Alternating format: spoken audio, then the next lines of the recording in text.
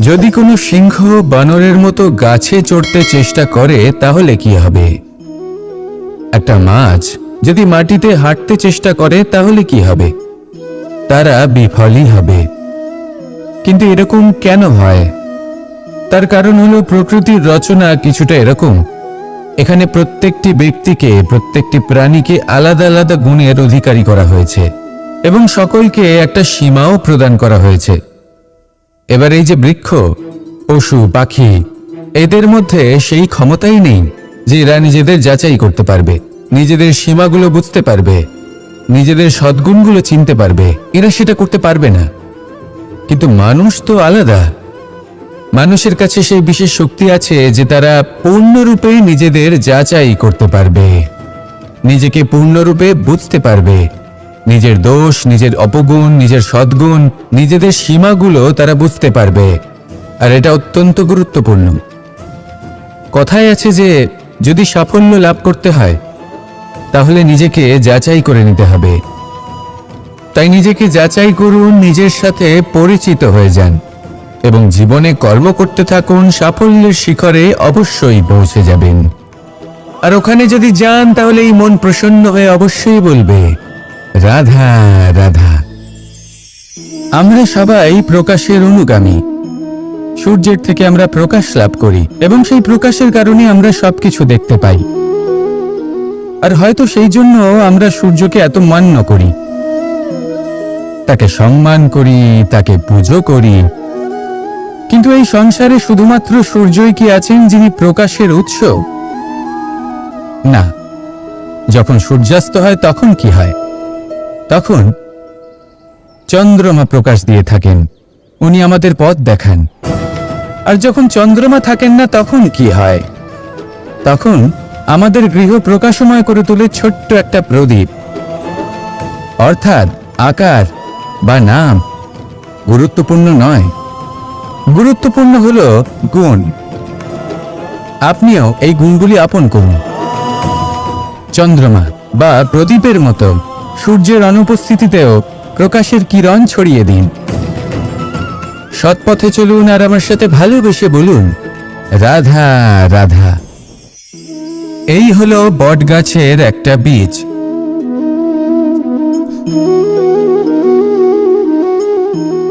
চলুন এটা রোপণ করা যাক, একটু জল দেওয়া যাক। এবার এখানে একটা বিশাল বটবৃক্ষ উৎপন্ন হবে। কিন্তু কিভাবে? এতে কে সাহায্য করবে? এটা সম্ভব কে করে দেখাবে?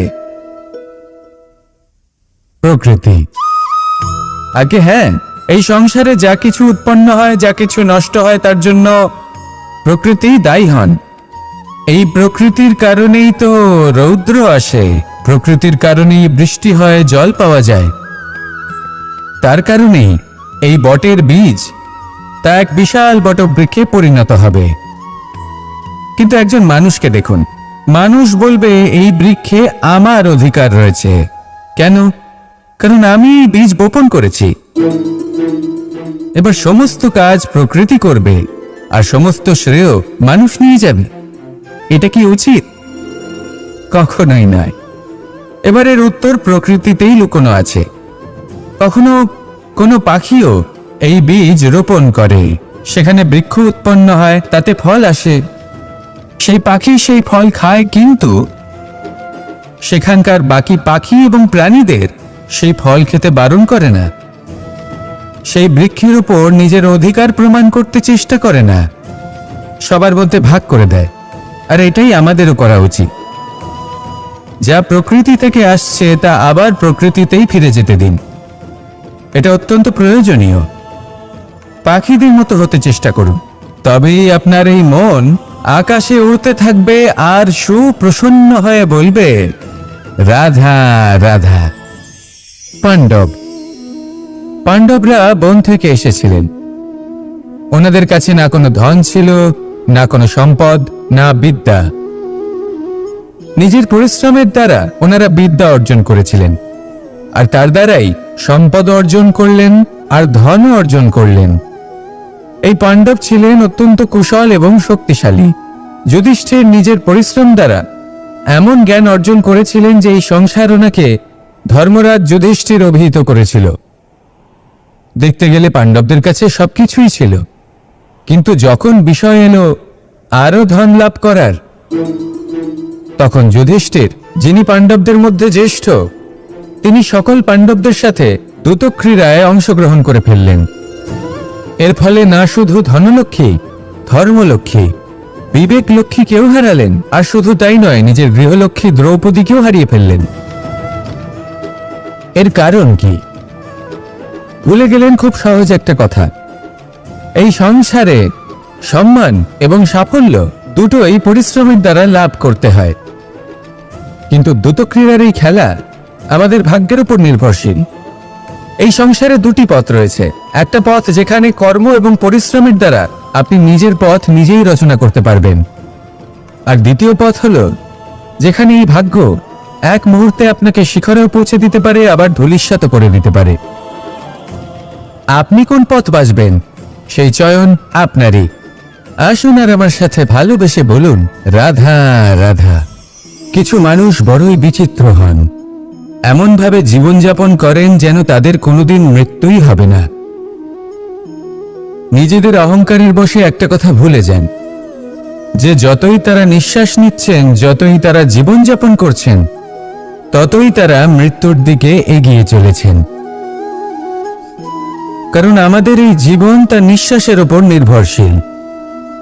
নিঃশ্বাস চলছে মানে জীবন চলছে। নিঃশ্বাস যদি থেমে যায় তাহলে জীবনও থেমে যাবে। আমাদের জীবনের প্রদীপ যে কোনো মুহূর্তে নিভে যেতে পারে, আর কত সময় বাকি রয়েছে সেই বিষয়ে আমাদের কোনো ধারণাই নেই। তাই যে মুহূর্ত আমরা এখন যাপন করছি সেটার সদ্ব্যবহার করে নেওয়া যাক, কোনো শুভ কর্ম করে নেওয়া যাক, এমন কোনো কর্ম যার দ্বারা আমাদের ব্যক্তিত্বতে এমন এক চমক আসে যে আমাদের মৃত্যুর পরেও এই সংসার আমাদের চিরস্মরণীয় করে। কারণ একটা কথা ঠিক, মৃত্যু হলো একটা অটল সত্য, তাকে মেনে নিতেই হবে, স্মরণীয় করে রাখতেই হবে। যে সময় আছে তার সদ্ব্যবহার করুন, আর আমার সাথে ভালোবেসে বলুন, রাধা রাধা। মোহ আপনার অন্তরের আরো একটা শত্রু। এবার মানুষ প্রেম আর মোহের মধ্যে পার্থক্য বুঝতে পারে না। কিছু মানুষ ভাবে যে মোহর মধ্যে খারাপ কি আছে। যদি কোনো মানুষের তার বাবা মার প্রতি, তার সন্তানের প্রতি মোহ থাকে, তবে খারাপ কি আছে? খারাপ আছে, আর সেটা তাদের জন্য খারাপ হতে পারে যাদের প্রতি আপনার এই মোহ আছে। এবার মোহ আর প্রেমের মধ্যে পার্থক্য আপনাকে বোঝাচ্ছি। মোহ শুধুমাত্র পেতে চায়, সেখানে প্রেম শুধুমাত্র দিতে শেখায়। এই দুই পরিস্থিতিতেই আপনার হাত প্রসারিত থাকে। মোহের ক্ষেত্রে কোনো বস্তু বা কোনো ব্যক্তিকে লাভ করার জন্য, আর প্রেমে শুধুই প্রদান করার জন্য। মোহর বশে আপনার পায়ে বাঁধন পড়ে যেতে পারে। যদি মাতা পিতার তার সন্তানের প্রতি মোহ থাকে, তাহলে তারা তাদের সন্তানকে কখনো দুঃখে, চিন্তায়, যন্ত্রণায় দেখতেই পারবে না। সেই জন্য তারা সন্তানকে বেঁধে রাখতে চান একটা সুরক্ষিত ক্ষেত্রে, যেখান থেকে না তারা সংসারকে দেখতে পায়, না পরখ করতে পারে, না কিছু শিখতে পারে, না বিকট পরিস্থিতির সম্মুখীন হতে পারে। ঠিক যে কারণে তারা দুর্বল হয়ে পড়ে, অজ্ঞানী হয়ে ওঠে। তাদের বিকাশ সেখানেই স্তব্ধ হয়ে যায়, আর সেখানে প্রেম শুধুমাত্র বিকাশের পথে নিয়ে যায়। মা বাবা যদি সন্তানকে ভালোবাসেন, তাহলে তাকে ছেড়ে দেন, যে যাও সংসারকে দেখো, পরখ করো আর শেখো। কিভাবে এর সাথে লড়াই করতে হবে সেটা নিজে শেখো। নিজের শক্তি নিজেই বাড়িয়ে তোলো, নিজের পথ চয়ন করো। সেই জন্য এই মোহর শিকল ভেঙে ফেলুন আর প্রেমকে আপন করে নিন। আর এই প্রেম দ্বারাই বলুন, রাধা রাধা। বাল্যকালে যখন আমি মাখন খেতাম, তখন যশোদা মায়ের আমার মাখন খাওয়া নিয়ে কোনো সমস্যা ছিল না। কিন্তু যখন আমি মাখন খেতাম, মাখন চুরি করতাম, তখন যেই প্রকারে বাড়ির পরিচ্ছন্নতা আমি নষ্ট করতাম, তা নিয়ে অবশ্যই যশোদা মায়ের আপত্তি ছিল। আর হবে নাই বা কেন? কথায় আছে যে যদি আমাদের ঘর পরিচ্ছন্ন থাকে, সেখানে লক্ষ্মী বসবাস করে থাকেন, তবেই সেই বাড়িতে সন্তোষ ভাব থাকবে। সেই জন্যই আমাদের যশোদা মা পরিশ্রম করে বাড়ির ভেতর এবং বাড়ির বাহির সবসময় পরিচ্ছন্ন করে রাখতেন। এবার যেইভাবে আমাদের বাড়ি, যেখানে আমাদের পরিবার বসবাস করতেন, সেইভাবেই আমাদের শরীর আর আমাদের আত্মা রয়েছে, যাতে আমরা বসবাস করি। একেও স্বচ্ছ রাখা প্রয়োজনীয়। এবার স্বচ্ছ কিভাবে রাখা যায়? শুধু বাহ্যিক পরিচ্ছন্নতা আর প্রসাধন দ্বারা তা সম্ভব হবে না। জীবনে কিছু কটু অভিজ্ঞতা আমাদের সকলের থাকে। সেই কটু অভিজ্ঞতাগুলির কারণে আমাদের মন, আমাদের আত্মা মলিন হয়ে যায়। এই মালিন্য থেকে আমাদের আত্মাকে মুক্ত করা অত্যন্ত প্রয়োজনীয়। এই স্বচ্ছতা অত্যন্ত প্রয়োজনীয়। আর আমাদের এই মন মালিন্য থেকে মুক্ত হতে পারে শুধুমাত্র প্রেম এবং করুণার দ্বারা। তাই সকলকে ভালোবাসতে থাকুন আর মনের মধ্যে করুণার বোধ জাগ্রত করুন। কারণ যেইভাবে বাড়ি পরিষ্কার থাকলে তাতে লক্ষ্মী বসবাস করেন, সন্তোষবোধ বজায় থাকে, সেইভাবেই যদি মন স্বচ্ছ থাকে তাহলে তাতে সন্তোষও থাকবে, শান্তিও থাকবে। তাহলে ভালোবাসতে থাকুন, মনের মধ্যে করুণাবোধ জাগ্রত করুন আর আমার সাথে ভালোবেসে বলুন, রাধা রাধা। অনেকদিন আগে একটা ব্যক্তি ছিল, নদীর ধারে তার একটা ক্ষেত ছিল, খুব সুন্দর একটা ক্ষেত। পরিশ্রম করে সেখানে সে ফসল উৎপাদন করলো। একদিন বন্যা হলো আর সমস্ত ফসল বয়ে নিয়ে গেল। প্রতি বছর বন্যা হতো আর বারবার ওর ফসল বয়ে নিয়ে যেত। সে ব্যক্তি খুব দুঃখী হয়ে পড়ল। সে ভাবল, কেন বারবার আমার সাথে এরকম হয়? তখন একজন ওকে বোঝালো যে প্রতি বছর যখন এই বন্যা আসে তখন সে তোমার ক্ষেত উর্বর মৃত্তিকা দ্বারা পুষ্ট করে তোলে। তখন সেই ব্যক্তি বুঝতে পারল যে প্রকৃতি ওকে কত বড় একটা উপহার দিয়েছে। প্রতি বছর বন্যা শেষ হওয়ার পরে সে ফসল উৎপাদন করত এবং তাতে 10 গুণ বেশি ফসল হতো। এই সংসারে যতক্ষণ না বৃষ্টির ফোঁটা মাটিতে পড়ছে, ফসল কিভাবে উৎপন্ন হবে? যতক্ষণ না এই সোনা তীব্র আগুনে উত্তপ্ত হচ্ছে, ততক্ষণ সে কুন্দর কি করে হয়ে উঠবে? সেইভাবে যতক্ষণ না আপনি সমস্যার সম্মুখীন হচ্ছেন, জীবনে সামনে এগোবেন কিভাবে? তাই বিপদ হোক বা সমস্যা, তার সম্মুখীন হন, আর তাও ইতিবাচক মনোভাব নিয়ে। দেখবেন অবশেষে আপনি বিকাশের পথে অগ্রসর হয়েছেন। আসুন আমার সাথে ভালোবেসে বলুন, রাধা রাধা। আমাদের জীবনে যখনই আমরা কোনো বড় দায়িত্বের সম্মুখীন হই, তখন আমরা তার থেকে দূরে পালাই আর এই অজুহাত দিই যে না না, এত বেশি ভার বহন করার যোগ্যতা আমার নেই, আমি করতেই পারবো না। দেখুন, এই সংসারে ভিন্ন ভিন্ন ধরনের গাছ আছে, ছোট গাছ, বড় গাছ, কিন্তু বটগাছের মতো বড় এবং নিবিড় গাছ আর একটাও নেই। সে নিঃস্বার্থভাবে এই সংসারকে সেবা করে যায়, ছায়া প্রদান করে, শীতলতা প্রদান করে। আর যখন এমন সময় আসে যখন তার উপর বোঝা অত্যন্ত বেড়ে যায়, সে কিন্তু কোনোভাবেই ভেঙে পড়ে না। তখন সে নিজের নিঃস্বার্থ কর্মের ফল লাভ করে, সেই নিঃস্বার্থ কর্ম যা সে করেছে।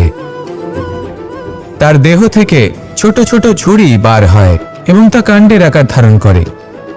সেই কাণ্ড মাটির কাছে পৌঁছয় এবং তারপর তা বটগাছের সহায়ক হয়ে ওঠে। সে ভেঙে পড়ে যায় না। এইভাবে আপনিও জীবনে নিঃস্বার্থভাবে সবার সেবা করুন, ভালোবাসুন, সবাইকে সাহায্য করুন। যেদিন আপনার ওপর বোঝা অত্যন্ত বেড়ে যাবে, সেদিন এই সব মানুষ আপনাকে সাহায্য করার জন্য আসবেন, আপনার শক্তি হয়ে উঠবেন, আর আপনি বটগাছের মতোই মহান এবং বিশাল হয়ে উঠবেন। আসুন আর আমার সাথে ভালোবেসে বলুন, রাধা রাধা। একদিকে হলো আঙুর আর অন্যদিকে কিশমিশ। দেখতে গেলে এই দুটোই সবারই খুব প্রিয়। শিশু হোক, যুবক হোক বা কোনো বৃদ্ধ ব্যক্তি হোক না কেন। আর দেখতে গেলে এই কিশমিশ, এটা আঙুর থেকেই আসে, তারই অন্য একটি রূপ। কিন্তু কখনো হাটে যান আর গিয়ে জিজ্ঞেস করুন যে এই কিশমিশ আর আঙুর, এই দুইয়ের মধ্যে অধিক মূল্য কার? আপনিও নিশ্চয়ই জানবেন যে কিশমিশের মূল্য আঙুরের থেকে অনেক গুণ বেশি। এবার এরকম কেন হয়? এর পেছনে কি কারণ থাকতে পারে? একদিকে হলো সেই আঙুর যা টাটকা অবস্থায় গাছ থেকে পেড়ে খাওয়া যায়, আর অন্যদিকে হলো কিশমিশ যাকে মাসের পর মাস রোদে ফেলে রাখা হয়। একদিকে আঙুর যা কিনা অত্যন্ত রসালো, আর কিশমিশে কোনো রসই নেই। একটি হলো অত্যন্ত কোমল এবং সুন্দর, অন্যটি অমসৃণ এবং তাতে বিন্দুমাত্র সৌন্দর্য নেই, তাও তার মূল্য বেশি। এইসব কেন হয়? এই কারণেই হয় কারণ সেই আঙুর অনেক মাস পর্যন্ত রোদ সহ্য করে থাকে, কষ্ট সহ্য করে থাকে, তবেই সেই আঙুর কিশমিশে পরিণত হয়। এবার জীবনের কড়া রোদ যাকে সহ্য করতে হয়, তার সাথেও এটাই হয়ে থাকে, তারও মূল্য আপনা থেকেই বৃদ্ধি পায়। আপনার জীবনে আপনার গুণ, আপনার প্রতিভা তা অত্যন্ত গুরুত্বপূর্ণ, কিন্তু যখন আপনি অভিজ্ঞতা লাভ করেন তখনই সেই অভিজ্ঞতা আপনার গুণ এবং প্রতিভাকে আরো অনেক বেশি শ্রেষ্ঠ করে তোলে। তাই জীবনের কঠোর রোদের মধ্যেও দাঁড়িয়ে থাকাটা শিখে নিন, সাহসের সাথে কঠিন পরিস্থিতির সম্মুখীন হওয়াটা শিখে নিন। ঠিক এইভাবেই অভিজ্ঞতা লাভ করতে হয়, আর এই অভিজ্ঞতা আপনার মূল্য বৃদ্ধি করতেই থাকবে, করতেই থাকবে। আর তখন এই মন প্রসন্ন হয়ে বলবে, রাধা রাধা। মানুষের জীবনে সবসময় কিছু না কিছু ঘটে চলেছে, কখনো ভালো কিছু ঘটে, আবার কখনো দুর্ঘটনা ঘটে। এবার যখনই কোনো দুর্ঘটনা ঘটে, মানুষ ঈশ্বরের কাছে প্রার্থনা করে যে, হে ঈশ্বর, আমাকে রক্ষা করুন, এই বিপদ থেকে আমাকে উদ্ধার করুন, বা সে সেই সমস্ত দোষ চাপিয়ে দেয় নিজের প্রারব্ধ, নিজের ভাগ্যের ওপর। কিন্তু যদি আপনি গভীরভাবে ভাবেন, তাহলে প্রত্যেক দুর্ঘটনা, বাধা এবং বিপদ আপনার জীবনে শুধু একটাই উদ্দেশ্য নিয়ে আসে, আপনাকে আরো যোগ্য করে তোলার জন্য। যদি আপনাদের একটা উদাহরণ দিই, বর্ষার ঋতুতে যখন প্রচন্ড মাত্রায় বৃষ্টি পড়ে, ছাদ থেকে জল পড়তে থাকে, তখন আপনি নিশ্চিত করে নেন, স্থির করে নেন যে এবার আমি এই ছাদকে নতুন করে বানিয়ে তুলব, আরো শক্তিশালী বানিয়ে তুলব, আরো দৃঢ় বানাবো। আপনার জীবনে যখন কোনো অসুখ করে, তারপর আপনি জীবনে আরো সাবধানী হয়ে যান, আরো সতর্ক হয়ে যান, স্থির করে নেন যে এটা যেন দ্বিতীয়বার না হয়, ঠিক কিনা? এই বিপদ, এই দুর্ঘটনা, এই সংকট, এগুলো জীবনে আসবে আপনাকে আরো শ্রেষ্ঠ করে তোলার জন্য। এবার এটা আপনার ওপর, আপনি একে ভাগ্যের পরিহাস বলে মনে করবেন, নাকি ঈশ্বরের সংকেত মনে করবেন যিনি আপনাকে আরো শ্রেষ্ঠ করে তুলতে চান। সিদ্ধান্ত আপনারই। আসুন আর আমার সাথে ভালোবেসে বলুন, রাধা রাধা। আমাদের মধ্যে বেশিরভাগ মানুষ কোনো না কোনো মহাশক্তির উপস্থিতিকে বিশ্বাস করেন। আমরা মনে করি যে এ হল সেই মহাশক্তি যার প্রভাব, যার কৃপা চিরকাল আমাদের উপর বজায় থাকে। আমাদের কর্মের উপর, কর্মফলের ওপর চিরকাল তার দৃষ্টি থাকে। আমাদের মধ্যে কেউ একে ঈশ্বর মনে করেন, কেউ বা প্রকৃতি মনে করেন, বা কেউ কোনো গৃহপালিত পশুর মধ্যে মহাশক্তির দর্শন লাভ করেন, বা কেউ কোনো বস্তুর মধ্যে। প্রত্যেকের নিজস্ব বিশ্বাস আছে, কিন্তু সেই শক্তির থেকে আশীর্বাদ লাভের জন্য বা কোনো ইচ্ছে পূরণের জন্য আমরা কখনো না কখনো মন্দিরে যাই। এই মন্দির শব্দের সূত্রপাত কিভাবে, আগে সেটা বুঝে নেওয়া যাক।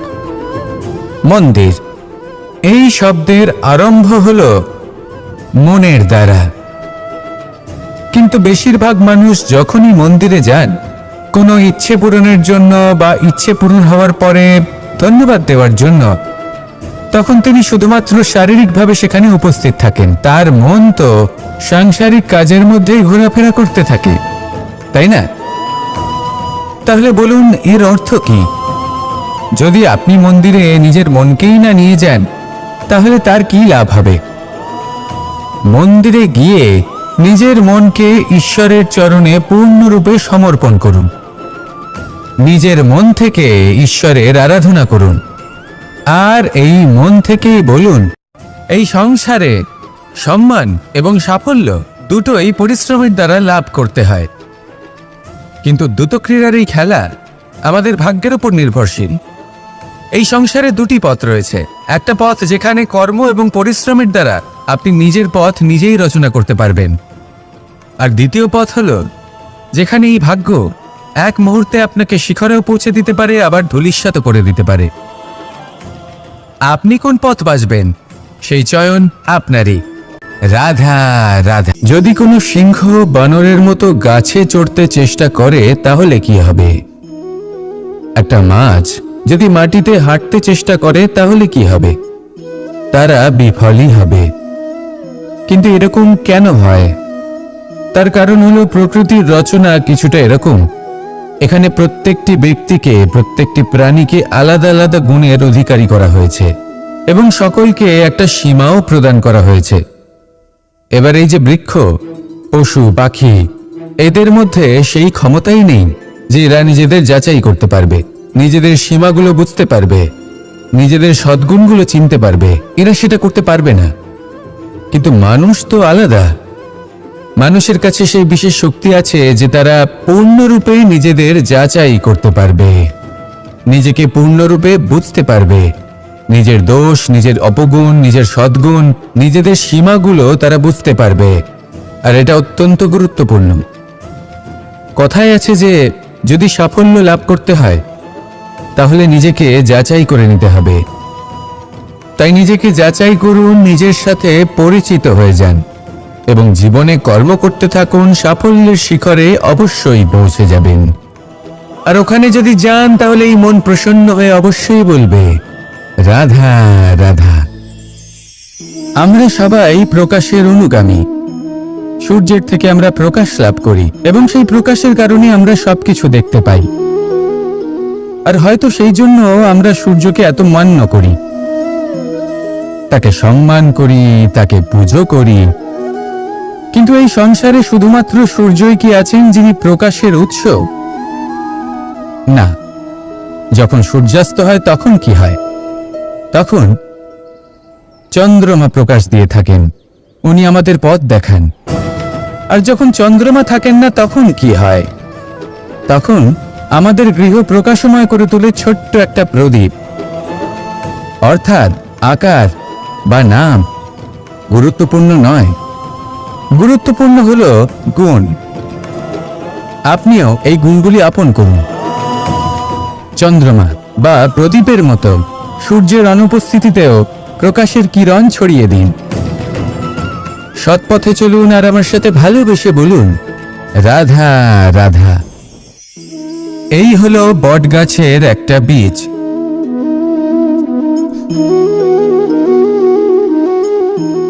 চলুন এটা রোপণ করা যাক, একটু জল দেওয়া যাক। এবার এখানে একটা বিশাল বটবৃক্ষ উৎপন্ন হবে। কিন্তু কিভাবে? এতে কে সাহায্য করবে? এটা সম্ভব কে করে দেখাবে?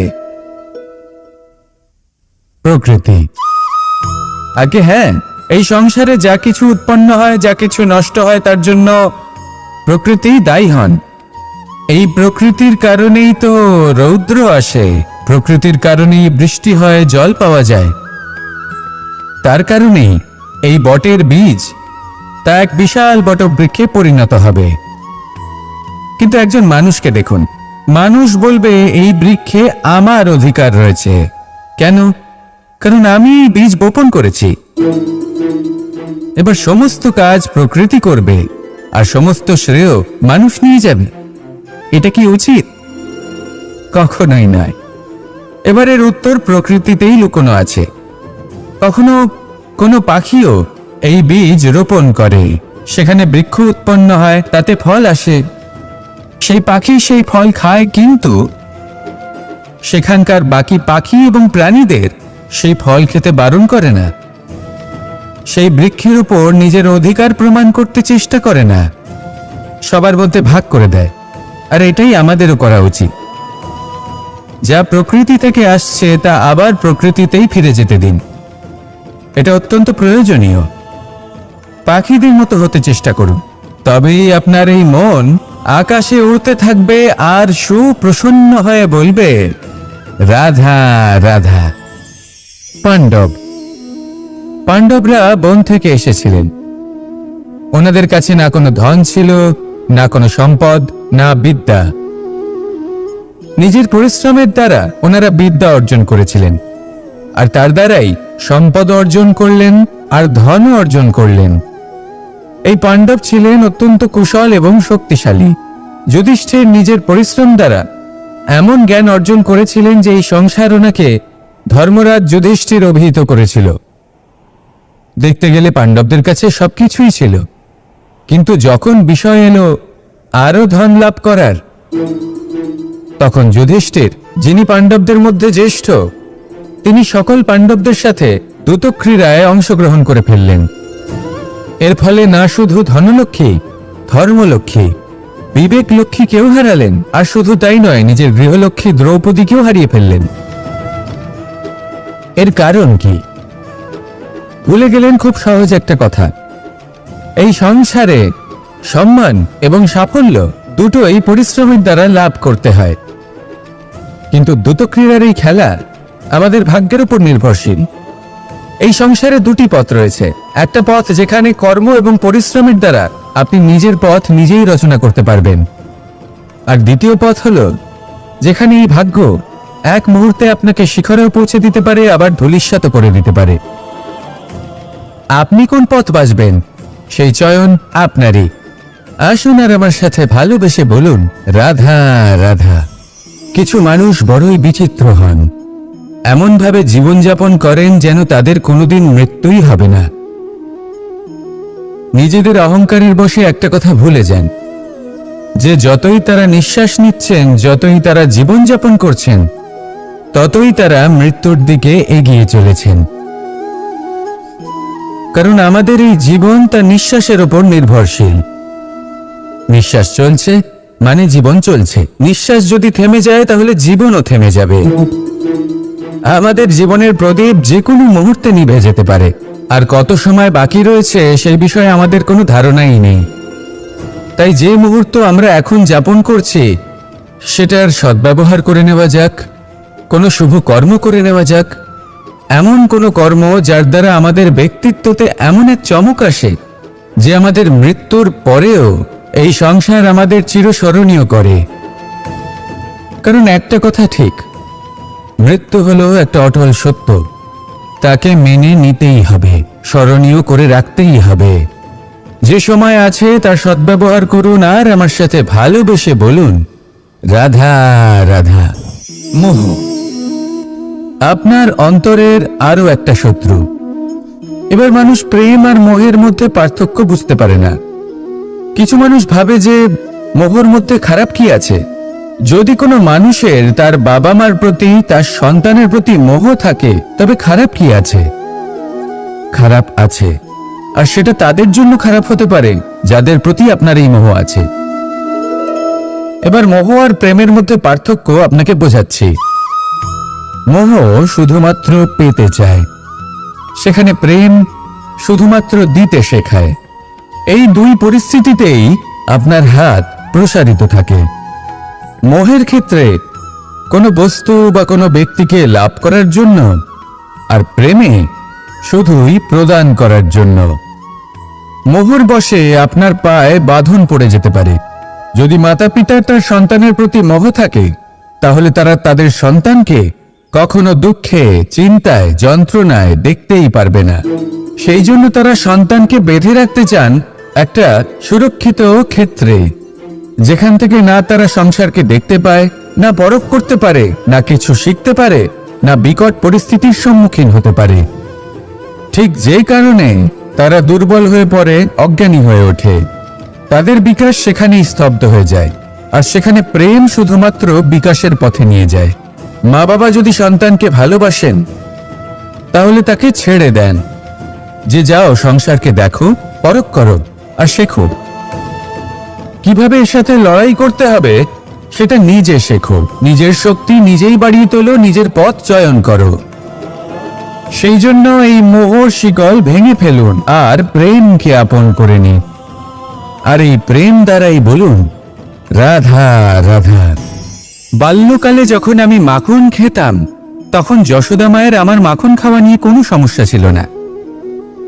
কিন্তু যখন আমি মাখন খেতাম, মাখন চুরি করতাম, তখন যেই প্রকারে বাড়ির পরিচ্ছন্নতা আমি নষ্ট করতাম, তা নিয়ে অবশ্যই যশোদা মায়ের আপত্তি ছিল। আর হবে নাই বা কেন? কথায় আছে যে যদি আমাদের ঘর পরিচ্ছন্ন থাকে, সেখানে লক্ষ্মী বসবাস করে থাকেন, তবেই সেই বাড়িতে সন্তোষ ভাব থাকবে।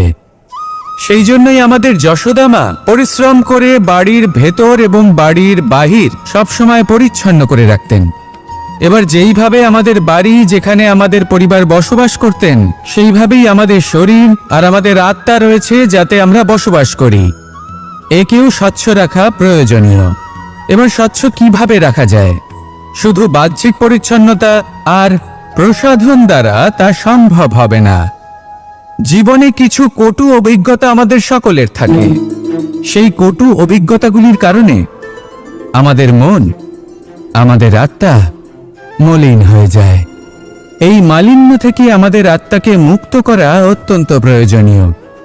এই স্বচ্ছতা অত্যন্ত প্রয়োজনীয়। আর আমাদের এই মন মালিন্য থেকে মুক্ত হতে পারে শুধুমাত্র প্রেম এবং করুণার দ্বারা। তাই সকলকে ভালোবাসতে থাকুন আর মনের মধ্যে করুণার বোধ জাগ্রত করুন। কারণ যেইভাবে বাড়ি পরিষ্কার থাকলে তাতে লক্ষ্মী বসবাস করেন, সন্তোষবোধ বজায় থাকে, সেইভাবেই যদি মন স্বচ্ছ থাকে তাহলে তাতে সন্তোষও থাকবে, শান্তিও থাকবে।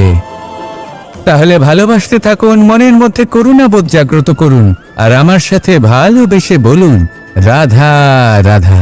অনেকদিন আগে একটা ব্যক্তি ছিল, নদীর ধারে তার একটা ক্ষেত ছিল, খুব সুন্দর একটা ক্ষেত। পরিশ্রম করে সেখানে সে ফসল উৎপাদন করলো। একদিন বন্যা হলো আর সমস্ত ফসল বয়ে নিয়ে গেল। প্রতি বছর বন্যা হতো আর বারবার ওর ফসল বয়ে নিয়ে যেত। সে ব্যক্তি খুব দুঃখী হয়ে পড়ল। সে ভাবল, কেন বারবার আমার সাথে এরকম হয়? তখন একজন ওকে বোঝালো যে প্রতি বছর যখন এই বন্যা আসে তখন সে তোমার ক্ষেত উর্বর মৃত্তিকা দ্বারা পুষ্ট করে তোলে। তখন সেই ব্যক্তি বুঝতে পারল যে প্রকৃতি ওকে কত বড় একটা উপহার দিয়েছে। প্রতি বছর বন্যা শেষ হওয়ার পরে সে ফসল উৎপাদন করত এবং তাতে 10 গুণ বেশি ফসল হতো। এই সংসারে যতক্ষণ না বৃষ্টির ফোঁটা মাটিতে পড়ছে, ফসল কিভাবে উৎপন্ন হবে? যতক্ষণ না এই সোনা তীব্র আগুনে উত্তপ্ত হচ্ছে, ততক্ষণ সে কুন্দর কি করে হয়ে উঠবে? সেইভাবেই যতক্ষণ না আপনি সমস্যার সম্মুখীন হচ্ছেন, জীবনে সামনে এগোবেন কিভাবে? তাই বিপদ হোক বা সমস্যা, তার সম্মুখীন হন, আর তাও ইতিবাচক মনোভাব নিয়ে। দেখবেন অবশেষে আপনি বিকাশের পথে অগ্রসর হয়েছেন। আসুন আমার সাথে ভালোবেসে বলুন, রাধা রাধা।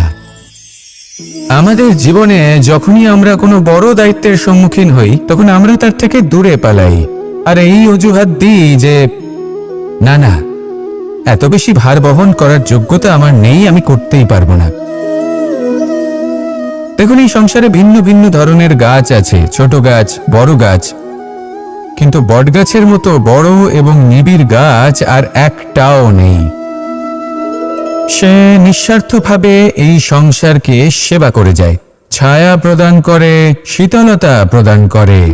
আর যখন এমন সময় আসে যখন তার উপর বোঝা অত্যন্ত বেড়ে যায়, সে কিন্তু কোনোভাবেই ভেঙে পড়ে না। তখন সে নিজের নিঃস্বার্থ কর্মের ফল লাভ করে, সেই নিঃস্বার্থ কর্ম যা সে করেছে। তার দেহ থেকে ছোট ছোট ঝুড়ি বার হয় এবং তা কাণ্ডের আকার ধারণ করে। সেই কাণ্ড মাটির কাছে পৌঁছয় এবং তারপর তা বটগাছের সহায়ক হয়ে ওঠে। সে ভেঙে পড়ে যায় না। এইভাবে আপনিও জীবনে নিঃস্বার্থভাবে সবার সেবা করুন, ভালোবাসুন, সবাইকে সাহায্য করুন। যেদিন আপনার ওপর বোঝা অত্যন্ত বেড়ে যাবে, সেদিন এই সব মানুষ আপনাকে সাহায্য করার জন্য আসবেন, আপনার শক্তি হয়ে উঠবেন, আর আপনি বটগাছের মতোই মহান এবং বিশাল হয়ে উঠবেন। আসুন আর আমার সাথে ভালোবেসে বলুন, রাধা রাধা। একদিকে হলো আঙুর আর অন্যদিকে কিশমিশ। দেখতে গেলে এই দুটোই সবারই খুব প্রিয়। শিশু হোক, যুবক হোক বা কোনো বৃদ্ধ ব্যক্তিই হোক না কেন। আর দেখতে গেলে এই কিশমিশ, এটা আঙুর থেকেই আসে, তারই অন্য একটি রূপ। কিন্তু কখনো হাটে যান আর গিয়ে জিজ্ঞেস করুন যে এই কিশমিশ আর আঙুর এই দুইয়ের মধ্যে অধিক মূল্য কার? আপনিও নিশ্চয়ই জানবেন যে কিশমিশের মূল্য আঙুরের থেকে অনেক গুণ বেশি। এবার এরকম কেন হয়? এর পেছনে কি কারণ থাকতে পারে? একদিকে হলো সেই আঙুর যা টাটকা অবস্থায় গাছ থেকে পেড়ে খাওয়া যায়, আর অন্যদিকে হলো কিশমিশ যাকে মাসের পর মাস রোদে ফেলে রাখা হয়। একদিকে আঙুর যা কিনা অত্যন্ত রসালো, আর কিশমিশে কোনো রসই নেই। একটি হলো অত্যন্ত কোমল এবং সুন্দর, অন্যটি অমসৃণ এবং তাতে বিন্দুমাত্র সৌন্দর্য নেই, তাও তার মূল্য বেশি। এইসব কেন হয়? এই কারণেই হয় কারণ সেই আঙুর অনেক মাস পর্যন্ত রোদ সহ্য করে থাকে, কষ্ট সহ্য করে থাকে, তবেই সেই আঙুর কিশমিশে পরিণত হয়। এবার জীবনের কড়া রোদ যাকে সহ্য করতে হয়, তার সাথেও এটাই হয়ে থাকে, তারও মূল্য আপনা থেকেই বৃদ্ধি পায়। আপনার জীবনে আপনার গুণ, আপনার প্রতিভা তা অত্যন্ত গুরুত্বপূর্ণ, কিন্তু যখন আপনি অভিজ্ঞতা লাভ করেন তখনই সেই অভিজ্ঞতা আপনার গুণ এবং প্রতিভাকে আরো অনেক বেশি শ্রেষ্ঠ করে তোলে। তাই জীবনের কঠোর রোদের মধ্যেও দাঁড়িয়ে থাকাটা শিখে নিন, সাহসের সাথে কঠিন পরিস্থিতির সম্মুখীন হওয়াটা শিখে নিন। ঠিক এইভাবেই অভিজ্ঞতা লাভ করতে হয়, আর এই অভিজ্ঞতা আপনার মূল্য বৃদ্ধি করতেই থাকবে, করতেই থাকবে। আর তখন এই মন প্রসন্ন হয়ে বলবে, রাধা রাধা। মানুষের জীবনে সবসময় কিছু না কিছু ঘটে চলেছে, কখনো ভালো কিছু ঘটে, আবার কখনো দুর্ঘটনা ঘটে। এবার যখনই কোনো দুর্ঘটনা ঘটে, মানুষ ঈশ্বরের কাছে প্রার্থনা করে যে হে ঈশ্বর, আমাকে রক্ষা করুন, এই বিপদ থেকে আমাকে উদ্ধার করুন, বা সে সেই সমস্ত দোষ চাপিয়ে দেয় নিজের প্রারব্ধ, নিজের ভাগ্যের ওপর। কিন্তু যদি আপনি গভীরভাবে ভাবেন, তাহলে প্রত্যেক দুর্ঘটনা, বাধা এবং বিপদ আপনার জীবনে শুধু একটাই উদ্দেশ্য নিয়ে আসে, আপনাকে আরো যোগ্য করে তোলার জন্য। যদি আপনাদের একটা উদাহরণ দিই, বর্ষার ঋতুতে যখন প্রচন্ড মাত্রায় বৃষ্টি পড়ে, ছাদ থেকে জল পড়তে থাকে, তখন আপনি নিশ্চিত করে নেন, স্থির করে নেন যে এবার আমি এই ছাদকে নতুন করে বানিয়ে তুলব, আরো শক্তিশালী বানিয়ে তুলব, আরো দৃঢ় বানাবো। আপনার জীবনে যখন কোনো অসুখ করে, তারপর আপনি জীবনে আরো সাবধানী হয়ে যান, আরো সতর্ক হয়ে যান, স্থির করে নেন যে এটা যেন দ্বিতীয়বার না হয়, ঠিক কিনা? এই বিপদ, এই দুর্ঘটনা, এই সংকট, এগুলো জীবনে আসবে আপনাকে আরো শ্রেষ্ঠ করে তোলার জন্য। এবার এটা আপনার ওপর, আপনি একে ভাগ্যের পরিহাস বলে মনে করবেন, নাকি ঈশ্বরের সংকেত মনে করবেন যিনি আপনাকে আরো শ্রেষ্ঠ করে তুলতে চান। সিদ্ধান্ত আপনারই। আসুন আর আমার সাথে ভালোবেসে বলুন, রাধা রাধা। আমাদের মধ্যে বেশিরভাগ মানুষ কোনো না কোনো মহাশক্তির উপস্থিতিকে বিশ্বাস করেন। আমরা মনে করি যে এ হলো সেই মহাশক্তি যার প্রভাব, যার কৃপা চিরকাল আমাদের উপর বজায় থাকে। আমাদের কর্মের উপর, কর্মফলের উপর চিরকাল তার দৃষ্টি থাকে। আমাদের মধ্যে কেউ একে ঈশ্বর মনে করেন, কেউ বা প্রকৃতি মনে করেন, বা কেউ কোনো গৃহপালিত পশুর মধ্যে মহাশক্তির দর্শন লাভ করেন, বা কেউ কোনো বস্তুর মধ্যে। প্রত্যেকের নিজস্ব বিশ্বাস আছে, কিন্তু সেই শক্তির থেকে আশীর্বাদ লাভের জন্য বা কোনো ইচ্ছে পূরণের জন্য আমরা কখনো না কখনো মন্দিরে যাই।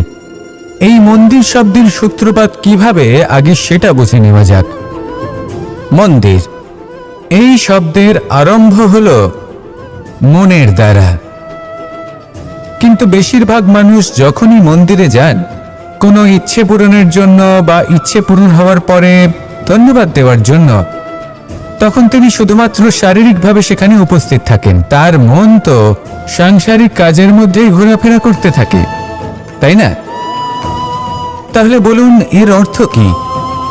যদি আপনি মন্দিরে নিজের মনকেই না নিয়ে যান, তাহলে তার কি লাভ হবে?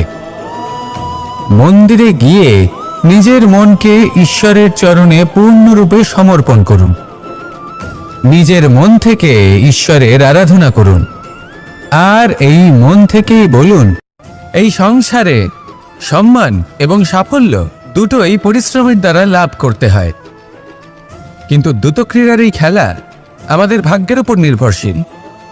এই সংসারে দুটি পথ রয়েছে। একটা পথ যেখানে কর্ম এবং পরিশ্রমের দ্বারা আপনি নিজের পথ নিজেই রচনা করতে পারবেন, আর দ্বিতীয় পথ হলো যেখানে এই ভাগ্য এক মুহূর্তে আপনাকে শিখরেও পৌঁছে দিতে পারে, আবার ধূলিসাৎ করে দিতে পারে। আপনি কোন পথ বাছবেন সেই চয়ন আপনারই। রাধা রাধা।